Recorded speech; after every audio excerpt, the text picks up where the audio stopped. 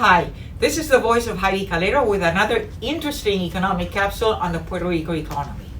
As you know, Puerto Rico has been undergoing hurricanes, tremors, then COVID-19 as the rest of the world. But unlike some of our neighbors and other countries in Latin America, Puerto Rico has access to federal funds, disaster funds. And I just want to show you what the Fiscal Oversight Management Board forecasted in terms of the Puerto Rico economy through 2026, because it is with those forecasts that Puerto Rico will be able to service or not the debt arrangement, the public debt arrangement that finally is approved by the Judge Taylor Swain in federal court. So this first graph depicts for you the economic growth in real terms for GNP in Puerto Rico. Historical is the 2008 through 2020, which we have 2021, which we have estimated, and it's that green line that you see there. That black line that you see there in that graph, and that it depicts that in fiscal 2019, Puerto Rico grew 1.8% in real terms. But suddenly after all that boost of some federal aid that came to the rescue after Hurricane Maria, then we just stared down to another recession. Economic growth was negative, and it continues to be negative even in 2021 when we had this shutdown of the economy, and that certainly has affected the GNP growth. But interestingly enough, the certified fiscal plans that I am depicting in this graph, the blue line is the 2019 fiscal plan. Notice that what it forecast was from 2022 through 2030, or at least 2025, practically no growth, maybe very close to zero. Then a year later in 2020, that's the green line, they depict that it was negative growth, but maybe by 2024, when many of these funds would be coming, that some positive growth. But notice again, 0.5%. That's nothing. We've been in a depression now for almost since 2007. It's been almost 14 years, and we are still not out of the woods.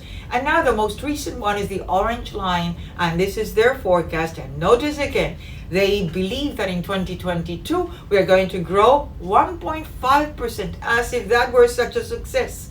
And then thereafter, again, we slide into negative territory and continues like that. Even in 2026, it's only very modest, very close to 0.7% growth.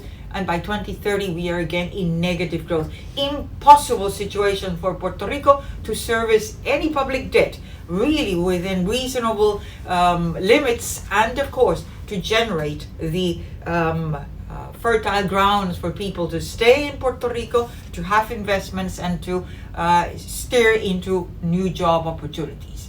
And let's look at the big risk, not only population that is declining, but certainly that dependence on these federal funds, which look great, for disaster, and then the Commonwealth, the grants that are received by the Commonwealth government. That does not include neither Medicare, nor Social Security, nor veterans pensions, for which Puerto Rico pays. Those are not grants. But the others that come to maybe food stamps, Section 8, women, infant, and children, and other programs, those are grants that come to the Commonwealth government. And notice, historical period 2018 through 2021 in this graph, the red segment is the disaster funds, which in 2018 amounted to $9.2 billion, and the blue is the grants to the Commonwealth, which are the difference, or $8.6 billion. That represented 26% of the nominal GNP in Puerto Rico. So a sizable contribution for these federal funds. But notice after Hurricane Maria 2019, they start going down. And then in 2022, the forecast through 2026, they will account for almost $51.6 billion, scattered throughout these next few years, and they represent between 13 to 15% of nominal GNP. So it's something that Puerto Rico does not control. It depends on a Republican Congress or a Democratic Congress, or heaven forbid, another President Trump. So big risk for Puerto Rico. And notice again, in this final graph that we are showing you now, this is the big pie. This is what comes to the FEMA funds, which were assigned to municipalities, the 78 municipalities in Puerto Rico, almost $2 billion. That's because of Hurricane Maria and Irma and also the tremors. And notice they assigned to these 78 municipalities close to $2 billion. You know how much money has been dispersed? $494 million. So only about 25% of that big chunk of $2 billion has been distributed, dispersed. So think again, all these monies, federal funds, they come with strings attached, and they will depend on how fast Puerto Rico can have the feasibility studies, the architectural designs, all the studies that are necessary for these investments and for the fragile fiscal situation of the municipalities. Even though there are monies assigned in terms of assisting them, it's also true that they are going to be facing lower assistance from the Commonwealth government, from CRIM, which is the property taxes, and on top of that, all this aid that would come to the municipalities is based on reimbursements. So municipality that does not have the money to invest cannot ask for reimbursement. So think again, this is a big risk upon which Puerto Rico is